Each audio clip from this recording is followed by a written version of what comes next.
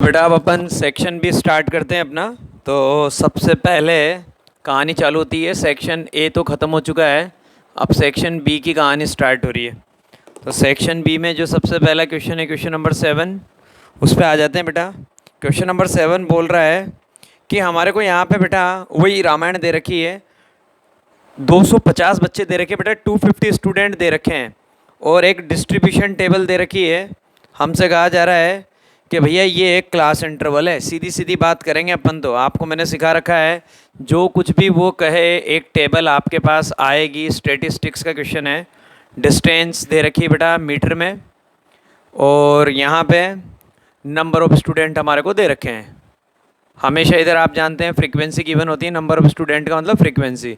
तो टोटल ये जो बच्चे हैं ना, ये कितने बच्चे हैं? ये 250 बच्चे हैं। 250 स्टूडेंट की कहानी चल रही है। 250 बच्चों के बारे में बात चल रही है। क्वेश्चन है following is the distribution of the long jump competition. Long jump competition हो रहा है, कोई सा भी कंपटीशन करो, हमें क्या लेना देना। हमें तो भैया यहाँ पे क्या निकालना है, पता करना पड़ेगा मीन, मोड या मीडियन में से निकालना क्या है। लॉन्ग जंप करो कि हाई जंप करो कि मत करो, बस मीन, मोड, मीडियन निकालना आना चाहिए दोस्तों।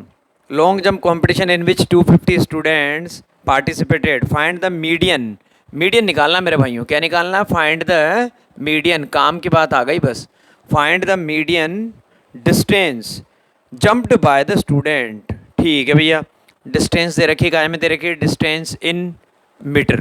ठीक है, और नंबर ऑफ स्टूडेंट के बारे में बात चल रही है। क्लास इंटरवल दे रखा है 0 to 1, मतलब 1 मीटर तक के जो बच्चे हैं लॉन्ग जंप जो कर रहे हैं वो है 40 स्टूडेंट। उसके बाद हमें बोला गया यहाँ पे 1 to 2 मीटर, 1 से 2 मीटर के बीच में जो बच्चे जंप करते हैं वो बच्चे हैं 80।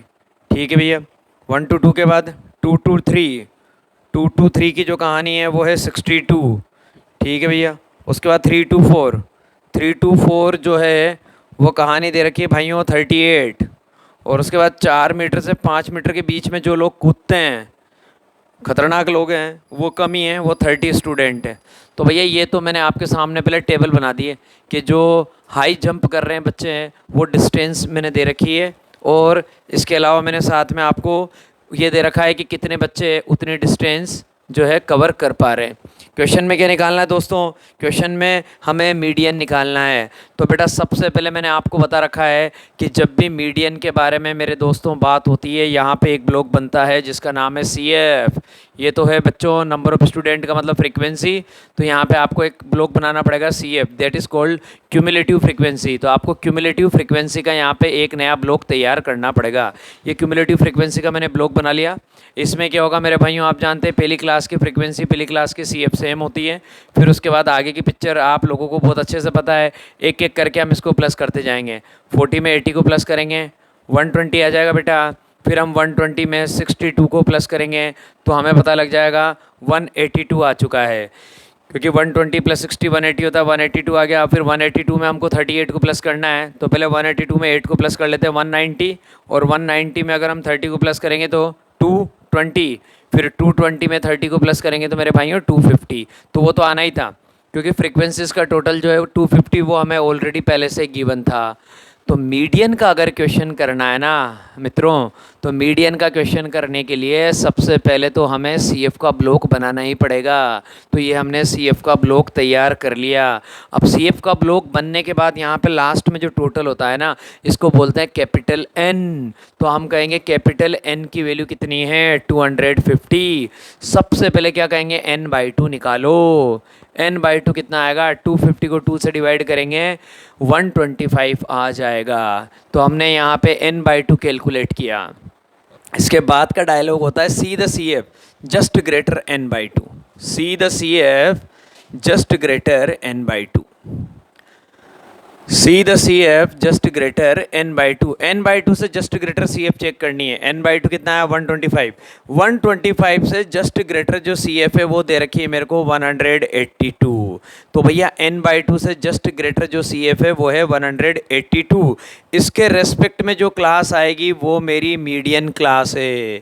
N/2 से जस्ट ग्रेटर CF चेक कर लिया, उसके रेस्पेक्ट में जो क्लास है that is my median class. तो मैं लिखूँगा 2 to 3 is my median class.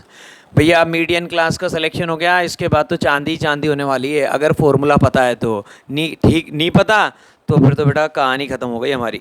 Median class का जो है सिलेक्शन हो चुका है। अब मीडियन निकालने का फॉर्मूला होता है मेरे भाइयों L plus n/2 minus CF upon F into H। ये हमारा मीडियन निकालने का फॉर्मूला होता है L plus n/2 minus CF upon F into H। ये हमारा मीडियन निकालने का फॉर्मूला है। L का मतलब होता है बेटा lower limit of median class. तो मीडियन क्लास की लोअर लिमिट कितनी है बच्चों? 2। तो L की जगह तो 2 लिखेंगे, 2 प्लस n/2 आपके सामने ऑलरेडी प्रेजेंट है। n/2 कितना दे रखा है? 125 माइनस CF। यहाँ पे ये चीज़ इंपॉर्टेंट है, यहाँ पे जो CF लेनी है ना वो इस मीडियन क्लास से प्रीवियस क्लास की CF लेनी पड़ती है, मतलब इससे जस्ट पहले वाली। तो इससे जस्ट पहले वाली CF कितनी है? 120। आपको वो लेनी पड़ेगी 120 डिवाइडेड बाय F। F मतलब इस वाली क्लास की फ्रीक्वेंसी, सब इसी पे चलता है। CF बस इससे प्रीवियस क्लास की होती है, इतना याद रखना है। 62 फ्रीक्वेंसी कितनी है? 62 मल्टीप्लाई बाय H। H मतलब इनके बीच का गैप, इनके बीच का गैप 1 है यार, कोई मतलब ही नहीं बचा। इनके बीच का गैप 1 है, 1 की कोई कहानी ही नहीं है। 125 में से 120 जाएगा बच्चों, आप जान रहे 5 बचेगा, तो आपका आंसर आ गया 2 प्लस 5 अपॉन 62। आपका आंसर आ गया। ये 2 तो बाद में प्लस होगा, 125 में से 120 जाएगा, 5 बचेगा, 5 अपॉन 62। उधर आपकी कहानी 1 है। अब बेटा कुछ नहीं करना, इन दोनों को ऐड करना है। तो हम क्या करेंगे? 62 को 2 से मल्टीप्लाई कर दो। 62 को 2 से मल्टीप्लाई करेंगे तो हम जानते हैं जैसे ही 62 को 2 से मल्टीप्लाई करेंगे 124 आएगा। 62 को एक इस चीज़ को मैं ऊपर लिख देता हूँ मित्रों, ये थोड़ा सा स्टेप नीचे चली गई तो किसी बच्चे को नहीं दिखाओ तो दोबारा देखना बेटा। यहाँ से जो आंसर आया, यहाँ से जो आंसर आया वो मैं लिख रहा हूँ 2 प्लस, ये 2 तो अपनी जगह है ही सही। 125 में से 120 जाएगा, 5 बचेगा, ये आ गया 5 अपॉन में क्या लिख रहा था? अपॉन में लिख रहा था मेरे भाइयों 62। और मल्टीप्लाई में 1 है तो 1 से तो कोई मतलब है नहीं, तो 1 से मुझे कोई मतलब है नहीं। 62 को 2 से मल्टीप्लाई कर दूंगा, ये आ गया 124। उसमें 5 प्लस कर दूंगा डिवाइडेड बाय 62। 124 में 5 प्लस करूँगा 129 आ जाएगा, और 129 के अपोन में क्या लिख दूंगा? 62। ये मेरा मीडियन है। आप चाहें तो इसे डिवाइड कर लीजिए, आप चाहें तो यहाँ पे भी आंसर छोड़ सकते हैं। तो 129 को आप 62 से डिवाइड कर लीजिएगा अगर आपको लगता है डिवाइड करना आपके पास टाइम है, और अगर आप यहाँ तक भी अपना आंसर देते हैं तो भी आपका आंसर मेरे दोस्तों सफिशिएंट है। तो ये आपका क्वेश्चन बच्चों कंप्लीट हो चुका है, आपका मीडियन फाइंड आउट हो चुका है। अब अपन चलते हैं बेटा नेक्स्ट क्वेश्चन की तरफ। तो जो नेक्स्ट क्वेश्चन है वो है क्वेश्चन नंबर 8, वो कंस्ट्रक्शन से है। और अब आपको कंस्ट्रक्शन में मैंने जो बच्चे मुझसे पढ़ते हैं और जो बच्चे अक्सर मेरी सारी क्लासेस अटेंड करते हैं, ध्यान देते हैं, मैंने हर बार कहा है कि कंस्ट्रक्शन वाले चैप्टर से ये वाला क्वेश्चन सबसे ज़्यादा आने की प्रोबेबिलिटी रहती है। और हमारे सैम्पल पेपर में भी देखो दोस्तों यही क्वेश्चन गिवन है। क्वेश्चन नंबर 8, ये क्वेश्चन कह रहा है construct a pair of tangent. Construct a pair of tangent. Question लिख रहा हूँ आपके लिए ताकि आप लोगों को बात समझ में आ जाए। स्टेटिस्टिक्स में तो क्या है कि बेटा टेबल से मतलब होता है, तो टेबल से ही मैं आपका काम चलवा देता हूँ। Construct a pair of tangents to a circle of radius 4 centimetre. To a circle of radius 4 centimetre. एक 4 सेंटीमीटर रेडियस का सर्कल है, उस पर अपने को 2 टेंजेंट ड्रॉ करने हैं which are incline to each other. Which are inclined to each other।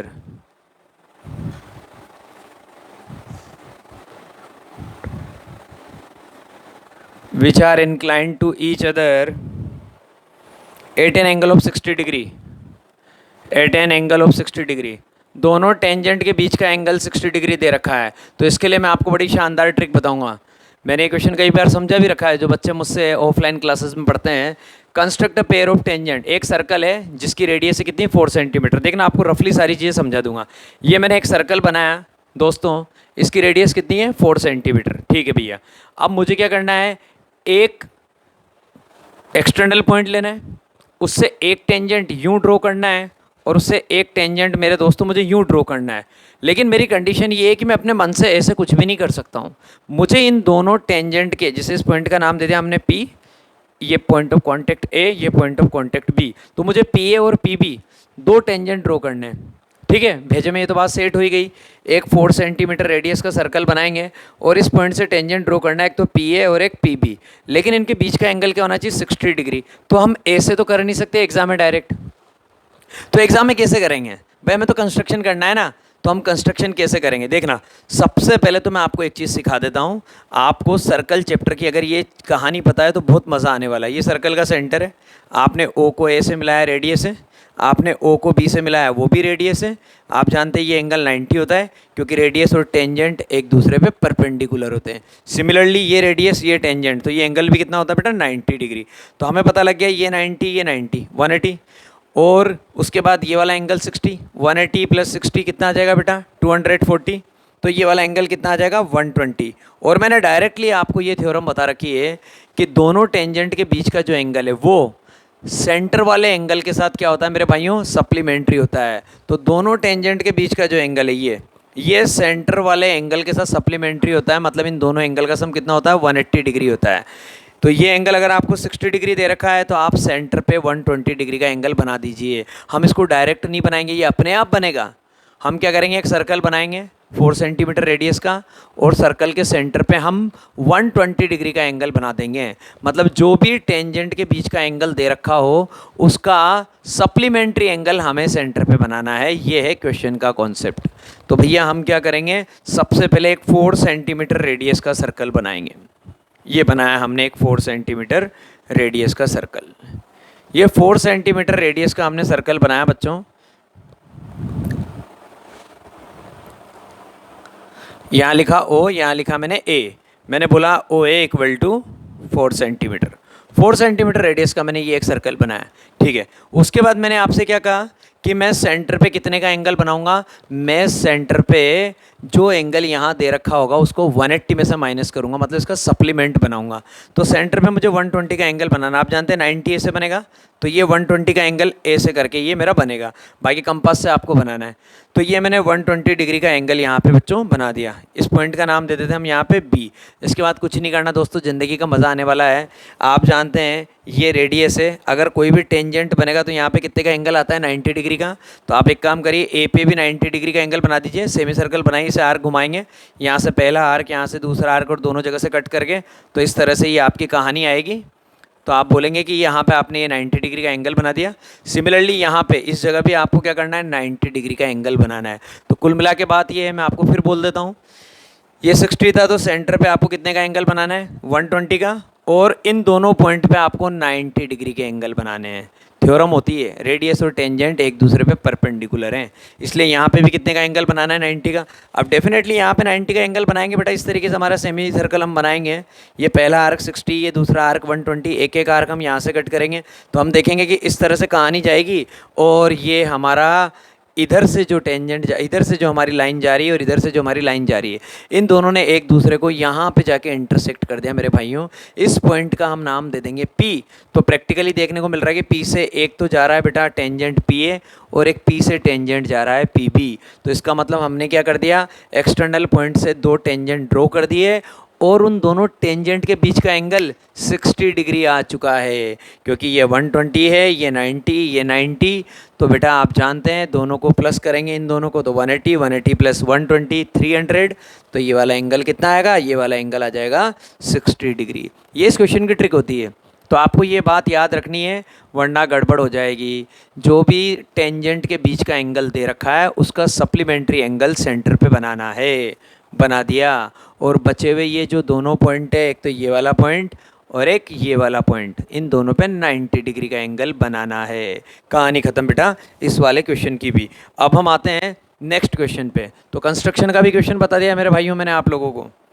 Question number 9 पे आते हैं। क्वेश्चन नंबर 9 जो है ये क्या कहना चाह रहा है, देखते हैं देखें कि क्वेश्चन नंबर 9 की क्या कहानी है, पता लग जाएगा। क्वेश्चन नंबर 9 कहता है आपकी बार मीन निकालना है। तो भाइयों वही मैं आपके लिए सीधी सीधी टेबल बना देता हूँ ताकि आपको मज़ा आ जाएगा। क्वेश्चन नंबर 9 में आपको एक फ्रीक्वेंसी डिस्ट्रीब्यूशन टेबल दे रखी है कि बैट्समैन जो है वो कितने कितने रन का स्कोर कर रहे हैं। तो यहाँ तो दे रखा है रन्स स्कोर्ड, और यहाँ पे नंबर ऑफ बैट्समैन के बारे में बात चल रही है कि भैया बैट्समैन किस तरह की कहानी कर रहे हैं, नंबर ऑफ बैट्समैन। ये लो भैया, तो रन्स स्कोर्ड 0 से 40 के बीच में जो बैट्समैन स्कोर कर रहे हैं वो है 12, वो है 12। उसके बाद 40 से 80 के बीच में जो बैट्समैन स्कोर कर रहे हैं वो है 20, ठीक है भैया, ये वो हो गए 20। उसके बाद 80 से 120 के बीच में जिनका स्कोर कार्ड चल रहा है वो है 35 बच्चे ऐसे हैं। उसके बाद 120 से 160 के बीच में जो रन स्कोर कर रहे हैं वो है 30, और 160 से 200 के बीच में जो रन स्कोर कर रहे हैं वो लोग हैं हमारे पास कितने, 23। ये लो भैया, ये हमारी टेबल तैयार है। ये हमारे को एक फ्रीक्वेंसी डिस्ट्रीब्यूशन टेबल दे रखी है। क्वेश्चन में टारगेट है मीन निकालना है। क्वेश्चन में भाई हमें क्या है, हमें तो फ्रीक्वेंसी डिस्ट्रीब्यूशन टेबल का ये यूज़ देखना होता है कि निकालना क्या है, फाइंड आउट करना क्या है, मीन निकालना है, मोड निकालना है कि मीडियन निकालना है, करे क्या। तो मुझे पता लग गया मुझे यहाँ पे मीन निकालना है। तो भैया अगर मुझे मीन निकालना है ना, तो 2-3 चीज़ें मेरे दिमाग में पहले से सेट रहती है। उसमें जो सबसे पहली स्टेप है, सबसे पहले तो ये मुझे क्या दे रखा है बेटा, ग्रुप डेटा दे रखा है। तो ये जैसे ही ग्रुप डेटा दे रखा है तो मैं सबसे पहले यहाँ पे एक नया ब्लॉक बनाता हूँ जिसका नाम है क्लास मार्क। जैसे मैंने मीडियन के लिए बेटा क्या बनाया था, CF बनाया था, ऐसे ही मुझे मीन निकालना है तो सबसे पहले मैं यहाँ पे एक नया ब्लॉक बनाता हूँ जिसका नाम है क्लास मार्क। उसको मैं XI से रिप्रेजेंट करता हूँ। ये नंबर ऑफ बैट्समैन मेरी क्या है बेटा, फ्रीक्वेंसी, इसको मैं FI से रिप्रेजेंट करता हूँ। क्लास मार्क XI क्या होता है, lower limit plus upper limit upon 2। तो आप क्या कहेंगे, 0 + 40, 0 + 40 मतलब 40 अपॉन 2, 40 को 2 से डिवाइड करेंगे 20। फिर उसके बाद बेटा आपने यहाँ पे देखा 40 + 80, 40 + 80 कितना आएगा, 120, 120 को आप 2 से डिवाइड करेंगे कितना आएगा, 60। तो प्रैक्टिकली अब ये चीज़ पता है कैसे होने वाली है, इन सब के बीच का गैप कितना है, 40। तो यहाँ पे क्लास मार्क जो आएंगे उनका बीच का गैप भी कितना आएगा, 40। ये कहानी होती है। अगर क्लास साइज़ यूनिफॉर्म है, इनके बीच की हर जगह आपने देखा क्लास साइज़, इनके बीच का गैप, क्लास साइज़ अगर यूनिफॉर्म है तो क्लास मार्क भी यूनिफॉर्म होते हैं, उनके बीच का गैप भी इक्वल होता है। 20, 60, 100, 140, 180। ये लो भैया, आया क्या समझ में, ये हो गई हमारी कहानी। 20, 60, 100, 140, 180, ये हुआ बेटा हमारा प्रोग्राम। तो XI की टेबल बन के आपके लिए तैयार है दोस्तों। अब आपको मीन निकालना है, तो मीन निकालने के लिए बेटा सीधी सी बात है, XI पता है, FI पता है, तो यहाँ पे एक नई टेबल बनेगी इन दोनों के प्रोडक्ट की, उसका नाम होता है FI XI। अगर आपको नंबर छोटे दिख रहे हैं तो आप ये वाली ट्रिक अपना लेना, नंबर बड़े दिख रहे हैं तो बेटा फिर हमारे पास एक और मेथड होता है, आप जानते हैं अज्यूम्ड मीन मेथड, हम उसको भी लगा सकते हैं। अभी क्या है, आपको डायरेक्ट मेथड लगा दीजिए आप, सीधी सी कहानी है। FI पता है, XI हमने निकाल दिया, नया हमारे पास जो ब्लॉक तैयार होगा वो तैयार होगा FI XI का, मतलब दोनों को मल्टीप्लाई करना है। FI कितना है 12, ये कितना है 20, 12 2 जा 24, 240। इसलिए मैंने ये काम किया, 2 6 जा 12, ये लिखा पीछे बेटा ये 2 0, 35 को 100 से करेंगे तो 3500। उसके बाद बेटा 14 3 जा 42, ये लिख दिया मैंने 14 3 जा 42, और पीछे कितनी 2 0, ये लगा दी मैंने 2 0। उसके बाद मुझे 23 को मल्टीप्लाई करना है 18 से, बस ये मल्टीप्लिकेशन है, ये कर लेते हैं। 23 को मल्टीप्लाई करना है 18 से, मैं जानता हूँ 18 3 जा 54, 54 का 4 आ जाएगा यहाँ पे, 5 आपका कैरी चला जाएगा, 18 2 जा 36, 36 और 5 आपका आ जाएगा बेटा 41, 41 4 1 4, पीछे क्या लगाना है बेटा, 1 0 लगानी है, 4 1 4 और पीछे हमने ये 1 0 लगा दी। अब बेटा ये FI XI आपके पास बन के तैयार हो गया। तो मीन निकालने का जो फॉर्मूला होता है, सबसे पहले तो हम उस पर फोकस करते हैं कि मीन निकालने का फॉर्मूला होता क्या है, ताकि वो काम करना स्टार्ट करें। Mean x bar equal to sigma FI XI upon sigma FI, ये मीन निकालने का फॉर्मूला होता है। Mean x bar equal to sigma FI XI upon sigma FI। तो अब आप क्या कहेंगे कि सर आपको मीन निकालना है, x बार निकालना है, तो आपको इन सब का टोटल निकालना पड़ेगा। तो बेटा अगर हमको इन सब का टोटल निकालना है तो हमको इनको प्लस करना पड़ेगा, तो हम इनको प्लस करना स्टार्ट करते हैं। यहाँ पे क्या दे रखा है 4140, फिर क्या दे रखा है 4200, फिर दे रखा है 3500। एक एक कैलकुलेशन आपको करके दिखा रहा हूँ ताकि आपका कॉन्फिडेंस वैसा ही रहे। 1200, 240, ये लिखा 240, प्लस करेंगे बेटा, पीछे सारी जीरो है, सब जीरो आ गया, ये 4 4 + 4 ये 8 आ गया। उसके बाद आ जाए मेरे दोस्तों 224, 4 और 1 5, 5 और 5 10, 10 और 2 12, 12 2 और ये आपका 1 कैरी चला गया। फिर उसके बाद देखिए आप 4 और 4 8, 8 8 और ये मिलके वापस कितना हो गया 4, 8 और 4 12, 12 और 1 13, 13280। ये आपका बेटा क्या आ चुका है, ये आपका सिग्मा एफ आई एक्स आई आ चुका है। तो सिग्मा एफ आई एक्स आई आ गया आपके पास 13,280। और सिग्मा एफ आई जो है, सिग्मा एफ आई जो है वो आप कैसे निकालेंगे, सारे के बैट्समैन जो है इसको प्लस करके। तो यहाँ पे आपको इसका टोटल दिया नहीं है तो अपने को प्लस करना ही पड़ेगा। सिग्मा एफ आई मतलब इन सब का टोटल।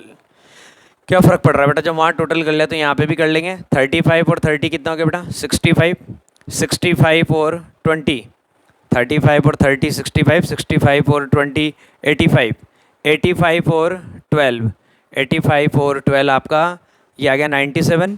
और 97 में किसको प्लस करना है बच्चों 23 को, तो 97 में 23 को प्लस करेंगे, ये आ गया आपके पास 120। तो सिग्मा एफ आई आ गया 120 और सिग्मा एफ आई एक्स आई आ गया बेटा 13,280। तो क्या करें, एक्स बार निकाल देते हैं, ये रहा फॉर्मूला। 13,280 को डिवाइड कर देते हैं किससे 120 से। ये डिवाइड किया 120 से, 1 0 से, तो बेटा 1 0 की कहानी ख़त्म।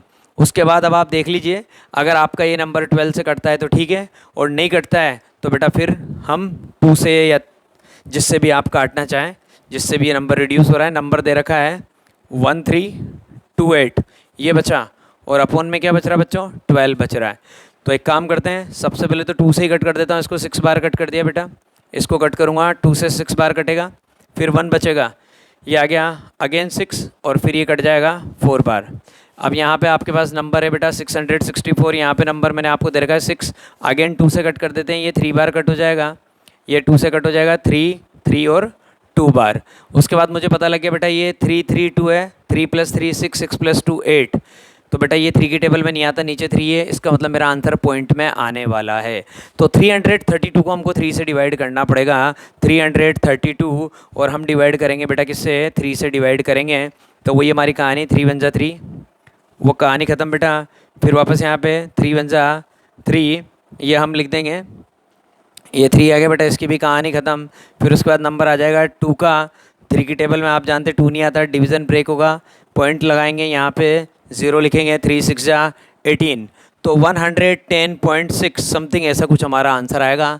एक स्टेप तक निकाले तो ऐसे लिख दीजिए, 2 स्टेप तक निकाले तो आप आगे निकाल लीजिए। तो 110.6 समथिंग ऐसा कुछ हमारा आंसर इस क्वेश्चन का रहेगा। तो बेटा ये क्वेश्चन भी ख़त्म हुआ।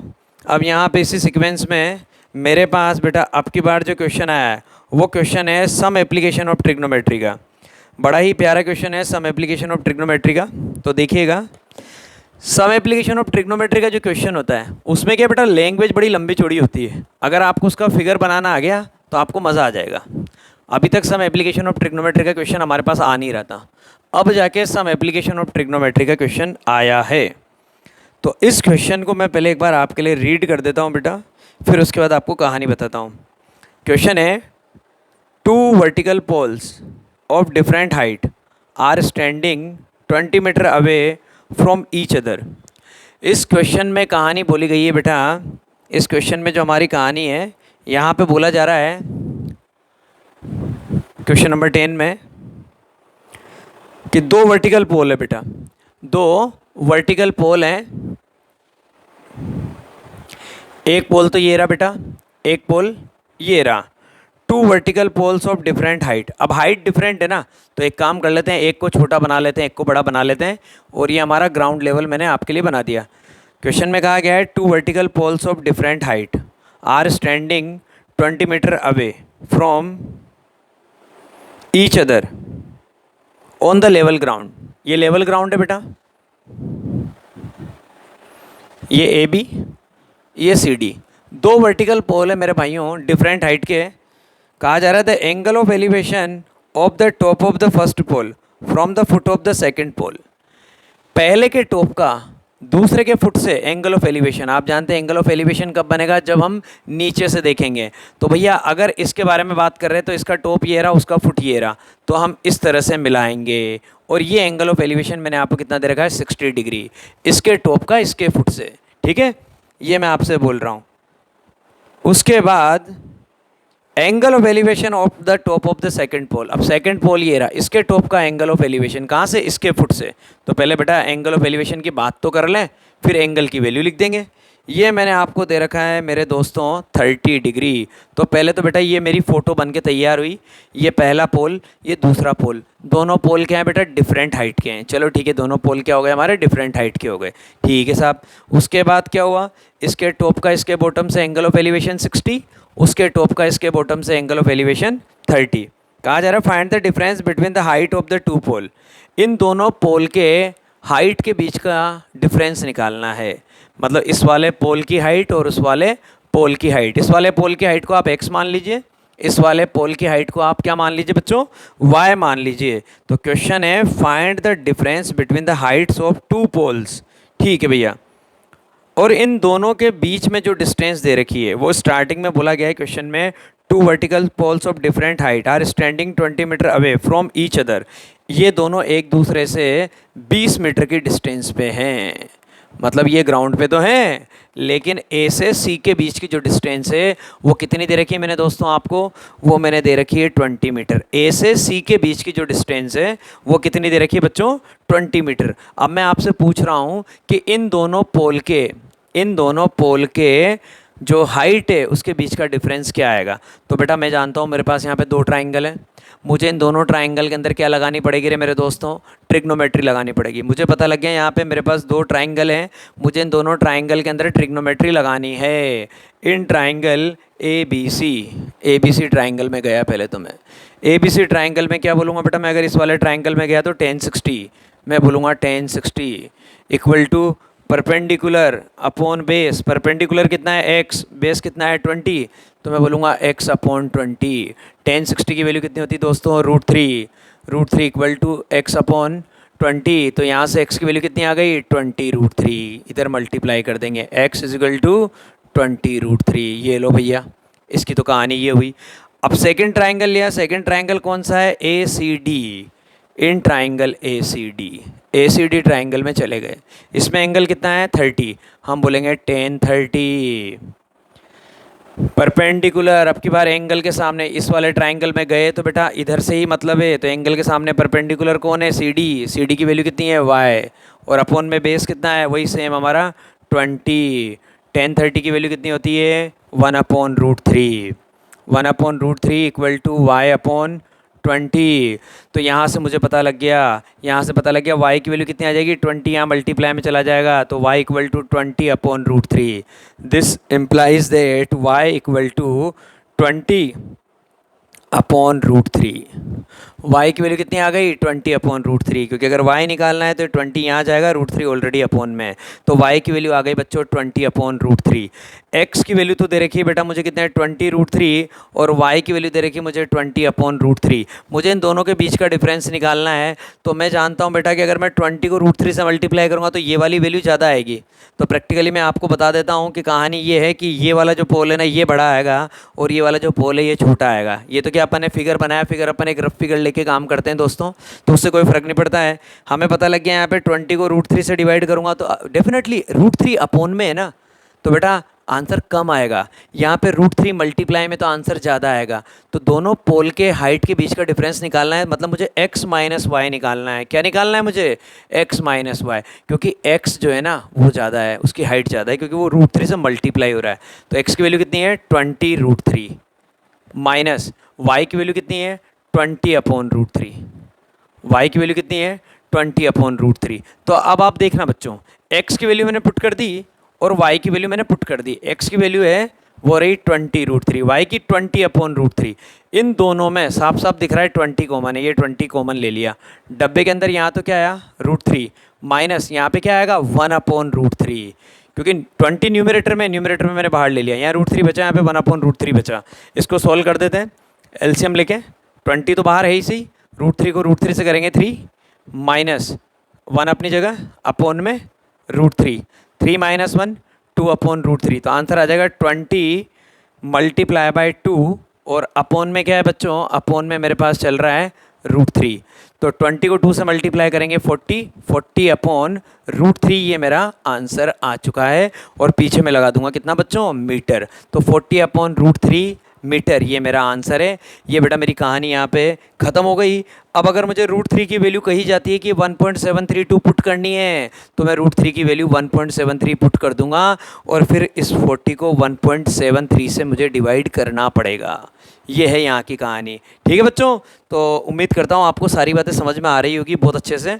अब इसके बाद मेरे भाइयों इसी क्वेश्चन में मेरे पास, भाई मैंने आपसे क्या कहा था, सेक्शन बी में आपके पास 4 क्वेश्चन आएंगे। तो सेक्शन बी में मैं 4 क्वेश्चन आपको करवा चुका हूँ, लेकिन एक इंटरनल चॉइस है, मैंने आपसे कहा था। तो यहाँ पे जो इंटरनल चॉइस वाला जो क्वेश्चन है ना, वो अब अपन स्टार्ट करेंगे। इस क्वेश्चन नंबर 10 में आपको एक चॉइस दे रखी है, वो अब अपन स्टार्ट करेंगे।